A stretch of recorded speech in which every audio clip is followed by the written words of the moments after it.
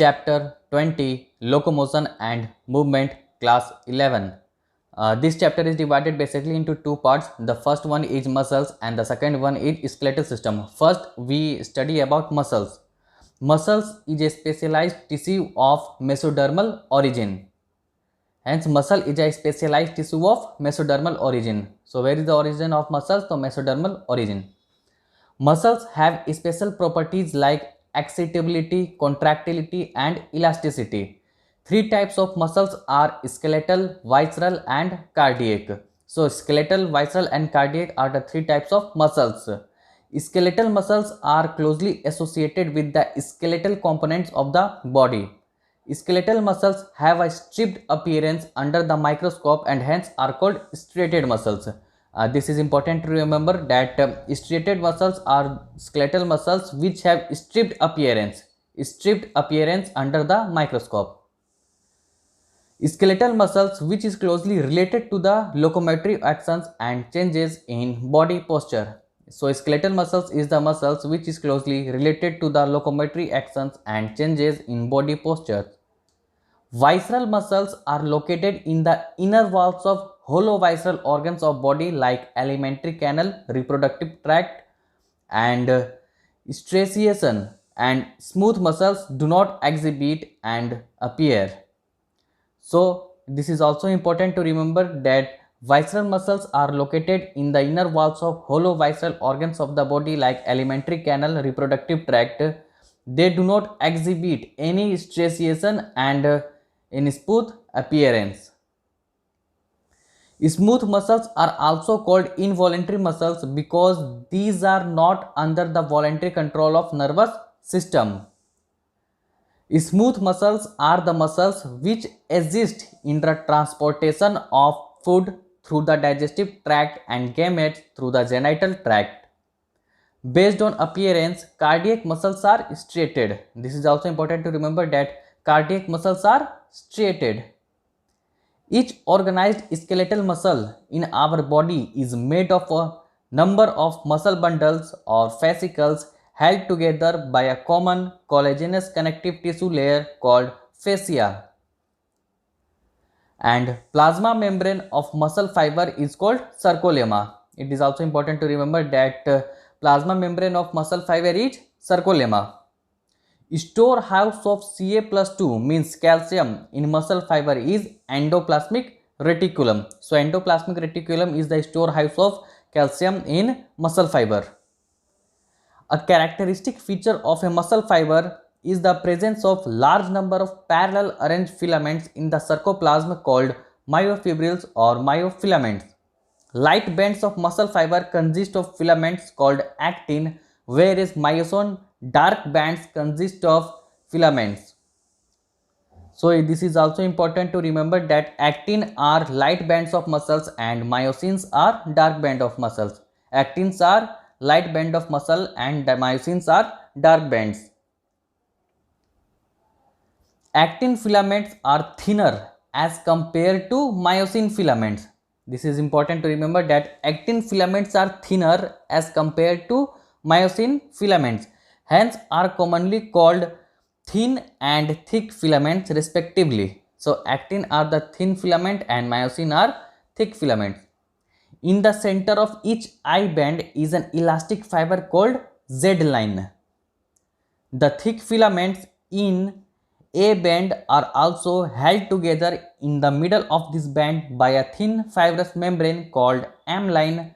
The A and I bands are arranged alternatively throughout the length of the myofibrils. The portion of myofibril between two successive Z lines is considered as the functional unit of contraction and is called sarcomere. Each actin या thin filament is made of F filamentous actin helically wound to each other. Each F actin is a polymer of monomeric G globular and is a polymer of monomeric G globular actins. Two filaments of another protein, trypsin, also run close to the F actin throughout its length. A complex protein, troponin, is distributed at regular intervals of the tropomyosin In the resting state, a subunit of troponin masks the active binding sites for myosin on the actin filaments. So this line is also very important, that each actin filament is made up of F-actin helically wound to each other. Each F-actin is a polymer of monomeric G-actins. Two filaments of another protein, tropomyosin, also run close to the F-actins throughout its length. A complex protein, troponin, is distributed at regular intervals on the tropomyosin. In the resting state, a subunit of troponin masks the active binding sites for myosin on the actin filament. The two important parts of meromyosin are globular head with a short arm and a tail. So, globular head with a short arm and a tail are the two important parts of meromyosin.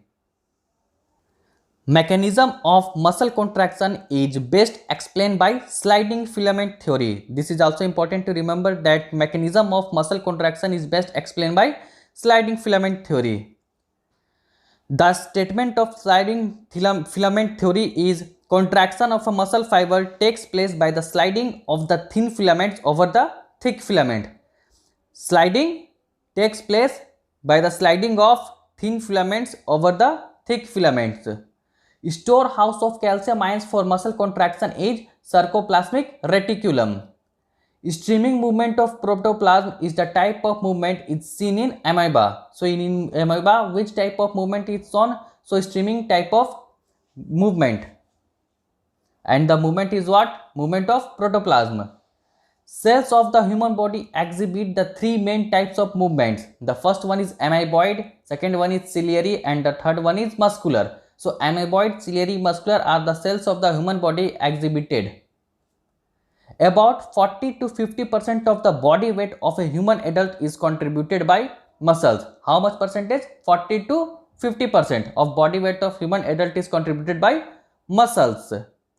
Muscle fiber is syncytium as the sarcoplasm contains many nuclei.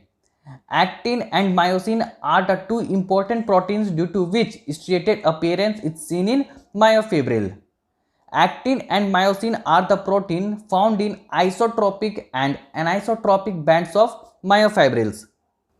The main source of energy during muscle contraction is glycogen. So this is also important to learn, that glycogen is the main source of energy during muscle contraction. Dark bands of myofibrils are known as anisotropic. Muscle contraction is initiated by a signal sent by the central nervous system, means CNS. The functional unit of the contractile system in the stripped muscle is sarcomere. Contraction of a muscle is caused by actomyosin. So this is also important to learn, that due to actomyosin, contraction of muscle is caused. During muscle contraction, chemical energy is converted into mechanical energy. Chemical energy is converted into mechanical energy during muscle contraction. The distance or length of the myofibril between the two adjacent Z bands is called sarcomere. In a relaxed fibril, H zone, a lighter region of low density, can be seen in the center of A band. This is also important to remember, that in a relaxed fibril, H zone, a lighter region of low density, can be seen in the center of A band, only in A band. So this is the part of muscle, and now we going to learn skeletal system. So skeletal system consists of a framework of bones and a few cartilages. Total 80 bones are found in axial skeleton. This is important to learn this number, that total 80 bones are found in axial skeleton. Axial skeleton consists of 80 bones distributed along the main axis of the body. The skull, vertebral column and ribs constitute the axial skeleton. Now you understand which is axial skeleton. The skull, vertebral column and ribs are the constitution of axial skeleton. The skull consists of two sets of bones, cranial and facial. Two sets of bone, cranial and facial. 8 bones are found in human cranium. How many bones? 8 bones. This is also important to learn. Total 8 bones are found in human cranium. Hyoid. Hyoid are the U-shaped bone present at the base of the skull. Each middle ear consists of three tiny bones. Three tiny bones, means malleus, incus, stapes, and are collectively called ear ossicles. So, malleus, incus, stape are the three tiny bones and are collectively called ear ossicles. The skull region articulates with the superior region of the vertebral column with the help of two occipital condyles. Dicondylic is the type of skull found in human beings. There are total 26 bones are found in human vertebral column. How many bones found in human vertebral column? So 26 bones are found in human vertebral column. First vertebrae is atlas. Neural canal is the central hollow portion in vertebrae through which the spinal cord passes. The number of cervical vertebrae are 7 in almost all mammals including human beings. This number is also important to learn, that the number of cervical vertebrae are 7. 7 in almost all members including human beings.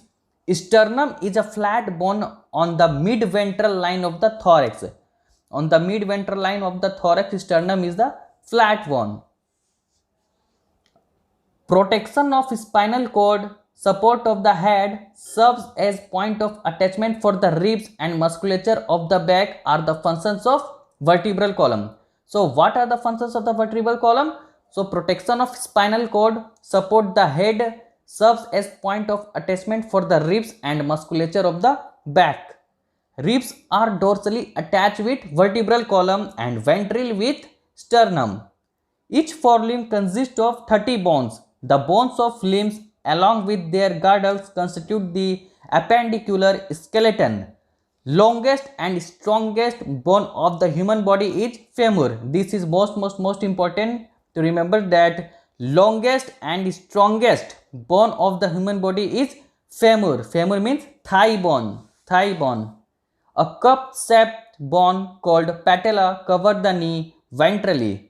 Each half of pectoral girdle consists of a clavicle and a scapula.